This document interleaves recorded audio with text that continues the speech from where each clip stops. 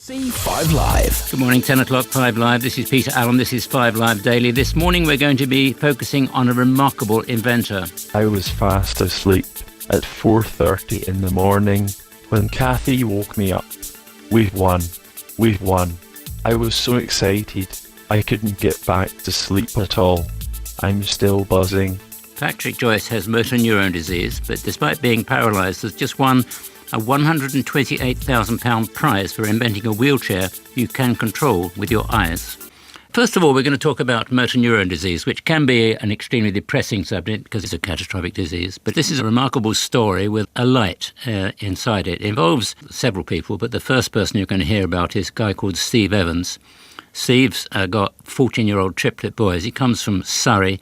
He was diagnosed with MND in 2007. By 2008, Steve was unable to interact physically with his boys, and a year later, unable to speak. Then he lost the ability to move. So far, I'm afraid, so usual as far as MND is concerned. So he had to watch the boys grow up, and he couldn't play with them, couldn't really interact with them at all. Then came a new invention. And believe it or not, in October, he plugged a foam dart gun into this new invention. It's a new invention he'd been testing, and it allows him to control his wheelchair using eye movement, and indeed the dart gun as well. This was the result.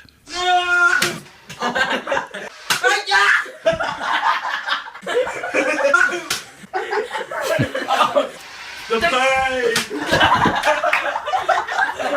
Hi, Dad! Sounds like some direct hits there, doesn't it? Sound of a father at play with 3 boys for the first time in 7 years, which was quite a moment for Steve and for the boys, Jake, Luke and Daniel, who you heard being attacked with foam darts, and they're here with Tracy as well. So let's spin my way through those guests. They're in another studio across in the Broadcasting House, but a very good morning to you. I'm going to start with you, Jake, because I've got a grandson called Jake, and you're all the same age. I can start with you. Good morning, Jake. Can you hear me? Yes, I can. That's fine. Good for you, mate. And Luke, are you there? Yep. And Daniel? Yep. And Tracy? Yep, hello. Lovely to speak to all 4 of you. Really grateful that you took the trouble to come and see us. That was nice. Actually, Jake, you can start. I don't really know what these foam guns are. What are they? So they're sort of like Nerf guns. Yeah. Kind of like a famous toy. Yeah. So he kind of like strapped it to his wheelchair and All right. managed to connect it to the iDrive, meaning he could fire it at us. It sounded like you were genuinely having a laugh. Yeah, it was actually really funny because he hasn't played with us for a very long time, and it was very good to see him play with us with a Nerf gun. Yeah, let me talk to Luke. Actually, in passing, Luke, have you 3 just taken exams? Yes. Yeah. Which, are you the smartest one, Luke, or are you all just about the same? I would consider myself the smartest one. Yeah, well, I think I intuitively grasped that you were the smartest, even though I'd come to you second. Actually, we're smiling about the game, but I guess hasn't been easy, and that's an understatement. Watching what's happened to your dad over the last few years. No, it hasn't been that easy. Yeah. Do you remember a time when he could run, when he could play, when he was out in the garden with you? Yeah, quite a bit. Although it can be hard sometimes because I was younger and I didn't remember as much. Yeah. And then did you get hit with the foam dart? Oh yes, multiple times. Yeah. And young Daniel, I say young Daniel, you're all the same age, but you're all young to me. I'm the oldest by a minute. Are you? Which one is that? That's me, Luke. Luke, you're the oldest. Yeah, by a minute. By a minute. Daniel, where did you come in the list? I'm second. Second. Oldest, yeah. I should have gone Luke, Daniel, and then Jay. I'm terribly sorry. Got it completely wrong. Daniel, I mean, this invention seems to have made quite a big difference to your dad. Yeah, it really has, because it's given him back an aspect of what it was like before he got the illness. Yeah. He can now move around without a carer having to do it for him, so he can get to a place without having to tell the carer to take him there. Yeah, for him. absolutely. Yeah. So it gives him back an ability, but he's used the ability with his eyes. Yeah, that is remarkable. We're going to talk a bit more about this invention in a moment. I do want to say hello to Tracy before we do. Tracy, as ever, I guess, is probably the unsung hero of all this, but tough times, Tracy, but this invention has helped a bit anyway. Yeah, I think when you've lost as much as Steve has, anything that makes life easier is a massive deal, really. So it's been fantastic to see him able to drive himself again. Yeah, it's that independence, isn't it? That loss of independence. Yeah. he's still going. I mean, how is he at the moment? I don't want to sound macabre about this, but you'll know better than me that with MND, life expectancy is sometimes quite low. So I mean, he's a fighter, all right. We expected him to be dead within 3 years, to be honest with you, and he's confounded all expectations. The illness, for some reason, has just stopped progressing, and he's got a strong constitution, so he hasn't tended to pick up the sort of bugs that tend to be a problem. Because you can't move so easy, you get bugs. But he's a fighter as well. I'm going to come back to all four of you in a moment, because it's lovely to speak to you. As I said, I've got a range of guests I want to hear, but I want to hear about the invention, and I want to hear from Steve himself. Now, because of MND, of course, he talks through a computer, and he types words using eye movement. So we had to send the questions in advance. And we began by asking him about that game, what that moment with his sons was like. It was lovely. I haven't been able to physically interact with my sons since they were 7, and I have just had to watch when friends and uncles played football with them, given them piggybacks, etc. It has been one of the hardest consequences of the diseased bear. So it was a great moment and lots of fun. Yeah. The machine that's allowed Steve this newfound freedom, that seems a ridiculous thing to say about MND, but you know what I mean. It's given him an opportunity to do things. It's called the Eyedrivomatic. It was invented actually by a friend and fellow MND sufferer, Patrick Joyce, from whom we're going to hear in a moment. It's really fascinating, this, because he's won an award for this, and we'll hear from Patrick in a moment. But first to Steve, what difference has this invention made to his life? The system has improved my life significantly. It's actually the things that most people do without thinking. Like being able to turn to face someone who's talking to me, or move somewhere for a different view, or see something. I consider it an enormous victory to get some mobility back. MND sufferers know that it's impossible to win this war. But I have always thought of assistive equipment or technology as a battle won, rather than the disease winning by robbing me of another ability. So let's go back for a few minutes to Tracy and Jake and Luke and Daniel. When did it all begin, Tracy? When were the first signs that things were wrong? I think the boys were probably about 5.5, and Steve had noticed that his foot was hitting the pavement slightly oddly. First, when he was coming back from the pub, actually. So initially he put it down to maybe a beer too many.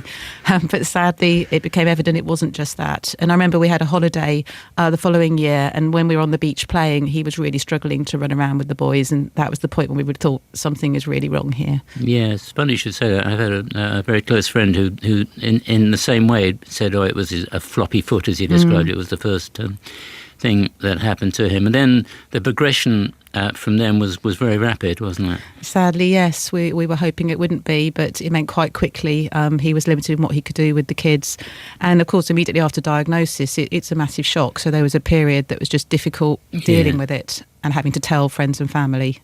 Yeah. Well, you've hung on in there, as has he, but, families do break up under this strain, don't they, sometimes? Yeah, and it's easy to understand why. It affects everything about the relationship, but as a couple and with the children, and it's so debilitating. It's a life-changing illness, and there's no respite. Once an ability is gone, it doesn't return.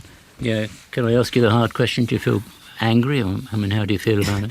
Yeah, you go through a constant state of grief, going round all the cycles of grief. Steve's still here, so there's periods of deep resentment and anger, and there's periods of compassion and love and terrible sorrow, and it goes around, And you just get on with it. You have to at the end of the day, and having the kids is a huge help in that. I think for couples who have to face this without children, it must be very isolating, and we've had the kids to focus on, and I think they're a very big reason why Steve's still here and his refusal to give up to the illness. Well, Luke, you've got good parents there, haven't you? Yeah. When, how do you feel about what's happened here? Does it make you angry? How do you feel? At first, I really didn't know what was going on because I was young, but eventually, through the years, I started understanding a bit more. And now I have a full understanding of what's going on and all. Yeah. And I'm not that angry. I wouldn't say I'm an angry mum, But I'm definitely disappointed that he can't do as much stuff with her. Yeah. And Daniel, I mean, you have to, think what's going on in your dad's mind as well. I mean, I'm sure every day you put yourself in that chair and think, how would it be? Yeah, definitely. When I go out to the park with him sometimes, I see other kids around younger than me, but my age as well, playing with their fathers, catching balls with them. And it's really quite horrible having to see that when I can't do that with my dad. So it is really quite sad and upsetting, but it must be really hard for him because he can't actually do it. I can still do it, but not with him, so he must find it really hard. Yeah. How do you feel about life, Jake? Similar to Luke and Daniel, I guess, because since Dad can't really do as much stuff as a standard dad could do, when I see other dads playing with their children, it kind of would strike me with a bit of anger, I guess, to see why Dad can't play with us like they could. So yeah, it's also a little bit upsetting as well, because when I was young, I didn't understand the illness fully, and when growing up, I kind of got used to it as it's kind of formed naturally around me that Dad has the illness. But yeah, I still also feel quite angry at times that he can't do the stuff that he should. Absolutely. Well, why shouldn't you? Thank you. But I mean, I'd like you all to stay with me because we're going to hear from Patrick Joyce, the man who developed this device, in a moment, and also going to talk to somebody from the MND Association. But I'd like you to stay part of the programme. So can you all stick around for a few minutes? Of course, yeah. That'd be great. Thank you. Let's talk about then Patrick Joyce, friend of Steve's, fellow MND sufferer, former plumber, and the man who spent 2 years developing this device. It actually straps on the joystick controller of any motorised wheelchair and takes commands from the eye gaze system, which Patrick and Steve use to communicate. Again, because of Patrick's condition, we sent out questions in advance for him to record his responses and asked him, first of all, why he decided to create the Eyedrivomatic. MND takes away your ability to walk, talk, eat and breathe, and eventually kills you. Most people with MND go through a stage where they are effectively totally paralysed, apart from their eyes. This problem is not unique to MND. Spinal injury can produce the same result, as can some diseases, such as cerebral palsy. The scale of the problem is huge. So the next question was, how can a man who was completely paralysed, how could he actually put together this invention? My hands don't work, so I had to use my carers to assemble all the prototypes. This was problematic, because they're carers, not engineers. But it was also an advantage, as I was forced to design it to be easy to build. Eyedrivomatic is designed to be built at home, and all the plans and building instructions are available for free on our website. Yeah, inspirational stuff this, isn't it? His invention as well won him £128,000 at the US Hackaday Awards. I was fast asleep at 4:30 in the morning when Kathy woke me up. We've won. We've won. I was so excited I couldn't get back to sleep at all. I'm still buzzing. We've had lots of offers of help from people all over the world, and people wanting their own Eyedrivomatic systems. I was hoping for a rest when the competition had finished. That hasn't happened. The prize money comes in the nick of time. Our house is no longer big enough, as I selfishly continue to not die.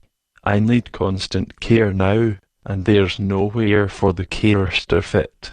The money will enable us to give the kids their own bedrooms, and still have room for my wife to swing a cat without hitting a carer. So what next for Patrick? I've started work designing a bionic arm for amputees, alongside helping my wife. Kathy is the unsung hero of this story, as she has shouldered the entire burden of organising our family life for the last 6 months, as I worked on Eyedrivomatic. It's time I pulled my weight. Yeah, it's very emotional stuff, this. Great guy. Chris James, Director of External Affairs, Motor Neurone Disease Association. Quite heroic. It's a remarkable achievement. I think Patrick and Steve should be so proud of what they've managed to achieve. They've been fantastic supporters of the association over a number of years and done so much fundraising and raised awareness of the condition. It's a remarkable achievement, being able to overcome the terrible restrictions that motor neuron disease puts on you. And sometimes, I know they're fighters, but there are clearly different sorts of MND. And the case I spelt out at the beginning, I mean, the guy died within a couple of years, and that often happens, doesn't it? Absolutely. Everybody's journey with MND is different in the way it's diagnosed and the way that it progresses. But commonly, a third of people will die within a year of diagnosis and half within 2 years. So it's a rapidly progressing condition. Very cruel disease. What do we know about it? Well, we know that it's a disease that attacks the brain and spinal cord, so it causes your nerve functions to cease working. Yeah, because people often talk about muscle wasting. It's not the muscles that are wasted. They're getting no instructions from the nerves. That's why the muscles waste. It's the nerves that are being attacked, and therefore they stop working, and hence people, as we've heard, losing the ability to walk, use their arms to be able to speak, and ultimately to breathe. And so we know more than we did 10 or 20 years ago, but very complex. Sometimes people just sort of go on and on. I mean, Stephen Hawkins, then, it's become a kind of permanent institution, the way he is, and on he goes, a kind of world figure. Yeah, he's extraordinary. I mean, we often say Stephen Hawking's the best and worst example of MND, fantastic in what he's managed to achieve, like Patrick and Steve, but clearly he's not showing the normal progression for MND. Mm.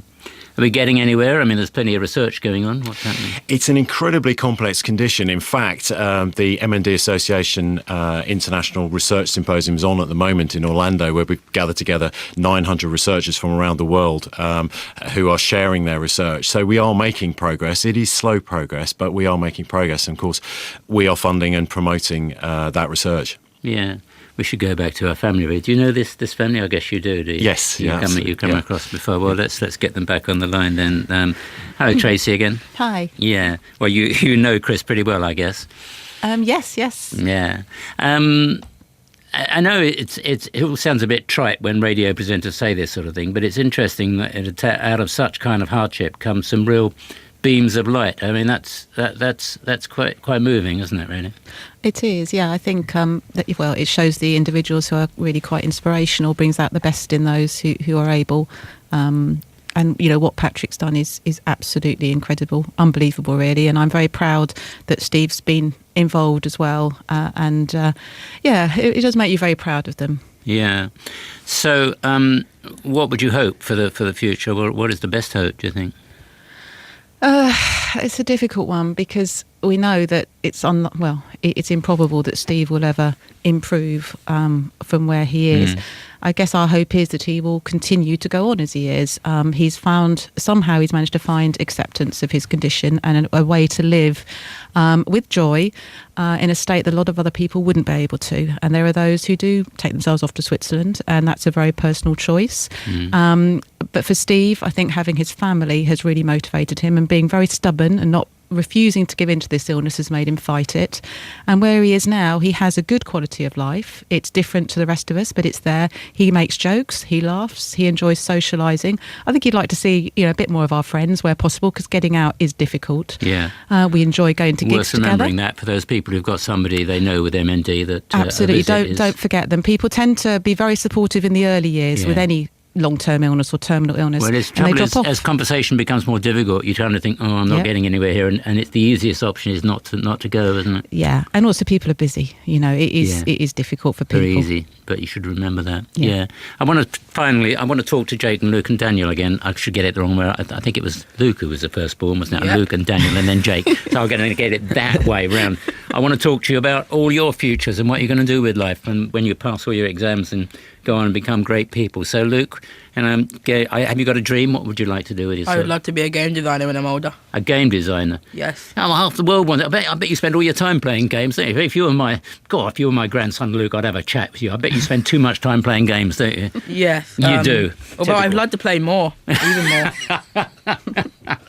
Get out there in the open and play games. Well, Daniel, do you want to be a games designer as well? Yeah, I want to become a game designer as well. Yeah.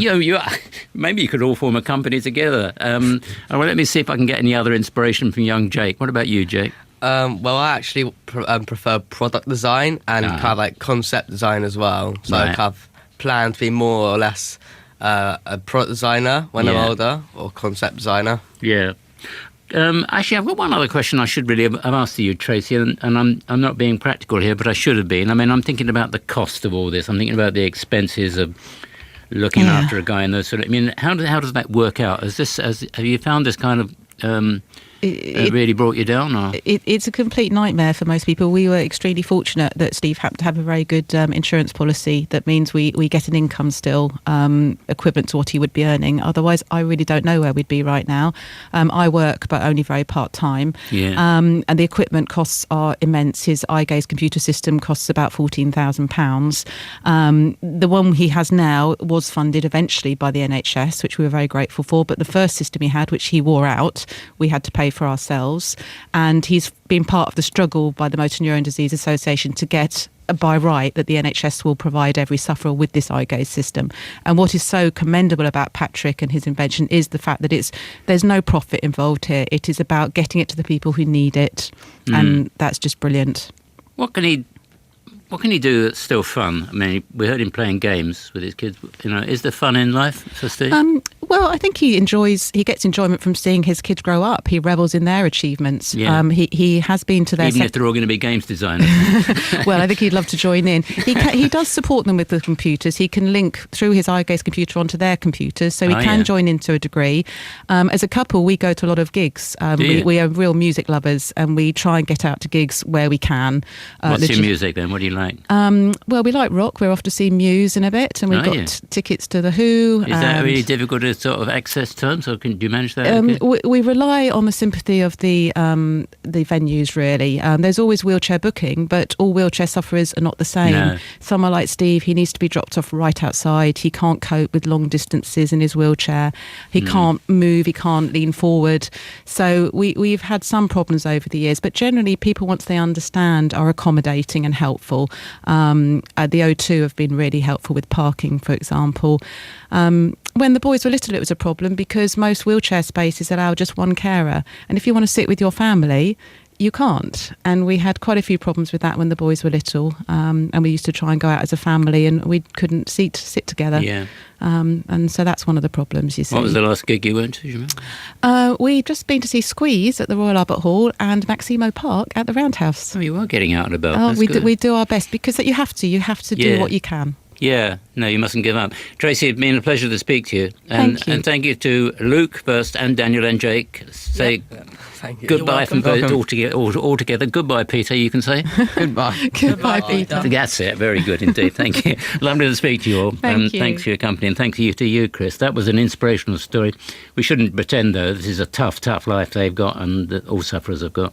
Yeah, the MND puts huge pressures on a family. The condition is so devastating, and you're dealing with lots of different issues at different times, lots of different health professionals coming into your home to try and help and support you. So it's a devastating condition, and people need a lot of support to get through it. Right, thank you very much indeed for your company. Can I say, just on a personal level, I found it completely inspirational to talk to that family. It does put other small problems in some sort of perspective when you hear what they're coping with. So thank you for that, and I trust those listening enjoyed it as well. 28 minutes now before 11. On digital, online, smartphone and tablet.